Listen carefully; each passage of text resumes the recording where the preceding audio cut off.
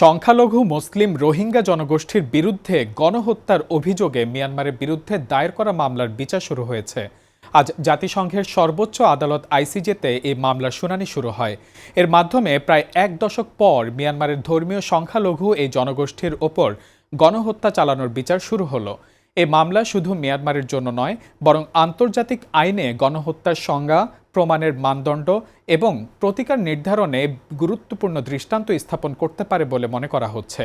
বার্তা সংস্থা রয়টার্স বলছে, এক দশকেরও বেশি সময় পর এটি কোনো প্রথম গণহত্যা সংক্রান্ত মামলা যা আইসিজে পূর্ণাঙ্গভাবে শুনবে। এ মামলার রায় মিয়ানমারের সীমানা ছাড়িয়ে আন্তর্জাতিক পর্যায়ে প্রভাব ফেলতে পারে।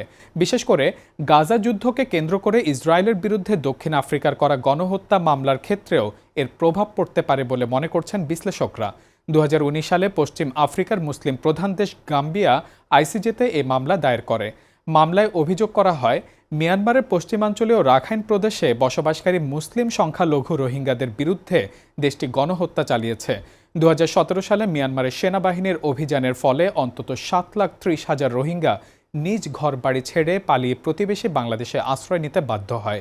সেখানে তারা হত্যাকাণ্ড, গণধর্ষণ ও ঘরবাড়িতে অগ্নিসংযোগের ভয়াবহ অভিজ্ঞতার কথা তুলে ধরে।